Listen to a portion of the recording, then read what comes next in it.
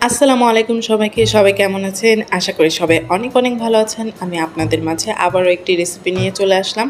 তো আজকে আমি খুবই সহজ পদ্ধতিতে কিভাবে ছোট মাছ বা কাচকি মাছ ভুনা তৈরি করা যায় ঘরোয়া উপায়ে, তো আমি সেটাই আপনাদেরকে দেখাবো। এবং এটা হচ্ছে আমাদের ঘরোয়া রান্না, তো খুবই ইজি ওয়েতে আমি আপনাদেরকে দেখাবো। আমি ফার্স্টেই প্যান নিয়ে সেখানে আমি অল্প পরিমাণ তেল দিয়ে দিয়েছি এবং তেলটা যখন গরম হয়ে গেছে তখন এখানে আমি হাফ কাপ পরিমাণ পেঁয়াজ কুচি এবং কিছু মরিচ কুচি নিয়ে নিয়েছি। এটাকে আমি একটু সটে করে নিব। দেন আমি সব স্পাইসেসগুলো অ্যাড করব। এটাকে আমি একটু সটে করার মাঝখানে আমি আপনাদেরকে কিছু কথা বলে নিই। তো আমি অনেক দিন পরে আবার আপনাদের মাঝে একটু রেসিপি নিয়ে এসেছি, সেজন্য আমাকে ক্ষমাশূন্য দৃষ্টিতে দেখবেন। তো আমি রেগুলার ভিডিও দেওয়ার চেষ্টা করি, কিন্তু আসলে ব্যস্ততার কারণে হয় না। তো খুব দ্রুত আমি আবার আপনাদের মাঝে রেগুলার হওয়ার চেষ্টা করব। দোয়া করবেন আমার জন্য। তো এখন আমি পেঁয়াজটা সটে হয়ে গেছে। এখন সটে হয়ে যাওয়ার পর আমি এখানে আদা রসুনটা অ্যাড করেছি আর লবণটা অ্যাড করে নিয়েছি। তো আমি এখানে খুব অল্প পরিমাণ আদা অ্যাড করেছি, হাফ চা চামচ পরিমাণ, এবং রসুন 1 চা চামচ পরিমাণ অ্যাড করেছি। এবং এটাকে আমি একটু কষিয়ে নেব। কষিয়ে নেওয়ার পর আমি এখানে বাকি মশলাগুলো অ্যাড করব। এখানে আমি আমার পরিমাণ মতো হলুদ গুঁড়া, মরিচ গুঁড়া, ধনে গুঁড়া, জিরা গুঁড়া অ্যাড করে নিয়েছি। এটাকে ভালোভাবে আমি কষিয়ে নেওয়ার পর যখন তেলটা ভেসে উঠবে, মশলাগুলো ভালোভাবে কষানো হয়ে যাবে, তারপরে আমি এখানে আমার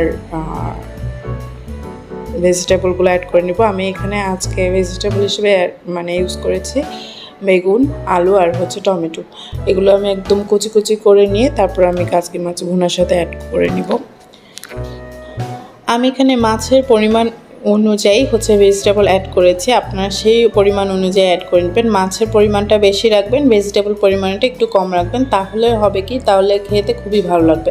এটা আপনারা কাচকি মাছ ভুনা বলেন বা কাচকি মাছ চচ্চড়ি বলেন, দুটোই বলা যায়। কিন্তু আমি যেভাবে তৈরি করছি এভাবে তৈরি করলে দেখবেন বাসায় যারা ছোট মাছ খায় না তারাও ছোট মাছটা খেতে চাবে এবং খুবই পছন্দ করবে। আমি নিজেও আগে ছোটো মাছ পছন্দ করতাম না, কিন্তু এভাবে যখন এটা মেনলি আমার আম্মুর রেসিপি, তো আমি যখন থেকে আম্মুর এই কাচকি মাছ ভুনা খাই তখন থেকে আমার কাছে এত ভালো লাগে, মনে হয় এই কাচকি মাছ চচ্চড়ি বা কাচকি মাছ ভুনা দিয়েই আমি পুরো ভাতটা খেয়ে ফেলতে পারবো। তো এই জন্য আপনাদের সাথে আমার রেসিপিটা শেয়ার করা। যারা খায় না তাদেরকে ওইভাবে রান্না করে দেখবেন তারাও খুবই পছন্দ করবে। আর এইটার একদমই আপনার পুরো চচ্চড়ির মতোই হবে, ভুনা একদম চচ্চড়ির মতো হবে, পানি একদমই থাকবে না। তো এই জন্য আগে আমি বেগুনের আলুটা দেওয়ার পরে টমেটোটা আমি একটু পরে দিব, যেহেতু টমেটোটা খুব দ্রুত গলে যায়। তো আমি একটু হালকা করে ঢাকা দিয়ে তারপরে যখন ভেজিটেবলগুলো একটু নরম হয়ে যাবে তখন আমি অল্প একটু পানি ইউজ করবো ভেজিটেবলগুলো সিদ্ধ হওয়ার জন্য। সরি আমার ভয়েসের জন্য, আমার আসলে খুবই গলা ভেঙে গেছে ঠান্ডার জন্য। তো অ্যাভয়েড করবেন আমার ভয়েস ওভারটার জন্য।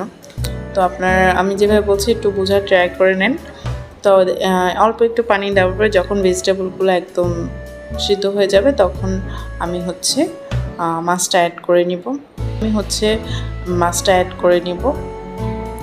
তাহলে আপনার মাছটাও সাথে সাথে পানির সাথে সাথে ভেজিটেবলের সাথে সাথে একদম মিশে যাবে। আর মাছের টেস্টটাও মশলার মাছের ভিতরেও ঢুকবে এবং পুরো তরকারির ভিতরে মাছেরটাও গন্ধটাও আপনার খুব সুন্দরভাবে মিশে যাবে। এরপরে আমি যতক্ষণ না পর্যন্ত ভেজিটেবল আর মাছটা খুব সুন্দরভাবে তৈরি না হয়ে যায় ততক্ষণ আমি ঢাকা দিয়ে রাখবো অল্প আঁচে করে। মেনলি পানি যতক্ষণ না শুকায় ততক্ষণ পর্যন্ত আমি ঢাকা দিয়ে রাখবো। আঁচটা মিডিয়াম টু লো থাকবে। দেখুন আমার রান্না কিন্তু একদম শেষ। এরপরে আমি শুধু ধনেপাতা দিয়ে রান্নাটা আমি কমপ্লিট করে ফেলেছি। তো এরকম ঘরোয়া রেসিপি দেখতে হলে আমার চ্যানেলকে সাবস্ক্রাইব করে রাখবেন এবং আমার সাথে থাকবেন এবং আমাকে উৎসাহ দেবেন একটা লাইক কমেন্ট করে।